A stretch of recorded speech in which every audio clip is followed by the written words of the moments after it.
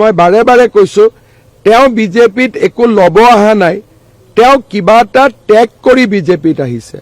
আমি যেতিয়া বিজেপিত আহিছিলো আমি একো ত্যাগ কৰি অহা নাছিলো, কাৰণ তেতিয়া MLA চিপ মোৰ 2 মাহ আছিলে বা 3 মাহ আছিলে। আমি বিজেপিত ত্যাগ কৰি অহা নাছিলো। প্ৰদ্যুৎ বৰদলৈ আমাৰ ইতিহাসত প্ৰথম যোনে কংগ্ৰেছৰ পৰা জইন কৰিব কিবা এটা ত্যাগ কৰি আহিছে। 3.5 বছৰৰ তেওঁ এটা লোকসভাত টেনিউৰ আছে আৰু নগাঁৱত তেওঁ অহাবাৰো জিকিব পাৰিলেহেঁতেন, কাৰণ নগাঁৱত আমি কেতিয়াও নিজিকো। গতিকে তেওঁ ৰাজনৈতিক জীৱনৰ এটা ডাঙৰ ত্যাগ কৰি ভাৰতীয় জনতা পাৰ্টিত আহিছে। কোনোবাই যদি ভাবে তেওঁ কিবা লব আহিছে, ভুল কথা। আমি হয়তো লব আহিছিলো, কিন্তু প্ৰদ্যুৎ বৰদলৈ ডাঙৰীয়াই কিবা এটা এৰি আহিছে। গতিকে আমাৰ কাৰ্যকৰ্তাসকলৰ এইটো দায়িত্ব যে আমি প্ৰদ্যুৎ বৰদলৈ ডাঙৰীয়াক দলৰ মজিয়ালৈ আদৰণি জনাম, আৰু যদি আমাৰ ৰাষ্ট্ৰীয় নেতৃত্বই তেওঁক বিধানসভাত সিট দিয়ে তেতিয়াহ'লে তেওঁক সকলোৱে আমি একেলগে লগ হৈ জিকাব লাগিব। MLAতকৈ MP বহুত সন্মানপূৰ্বক, কাৰণ এজন MLA এটা সমষ্টি চায়, এজন MPয়ে 10টা সমষ্টি চায়।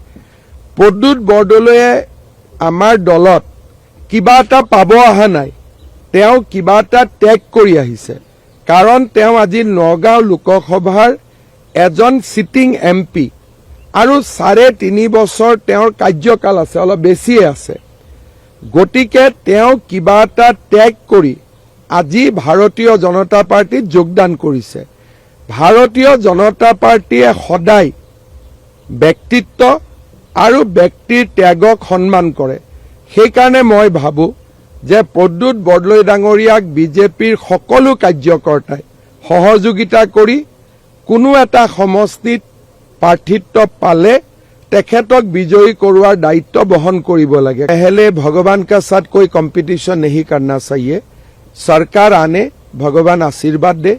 अगर मैं आज बोलूं मेरा सरकार आएगा, मैं CM बनूं, प्रद्युत बरदलै जी मंत्री बनेगा, that means I am challenging the authority of Lord. So I am not like that person.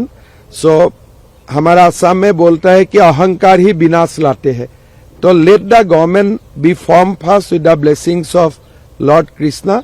Thereafter we will think.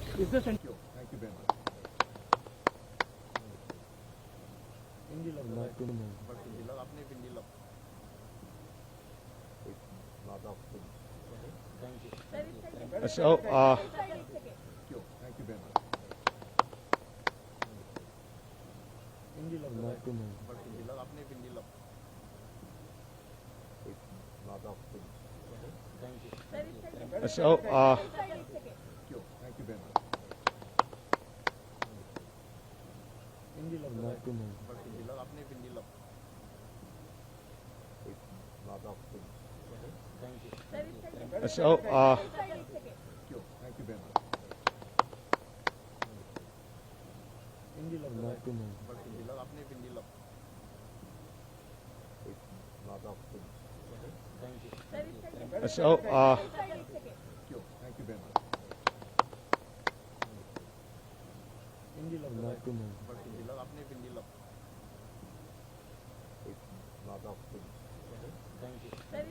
So,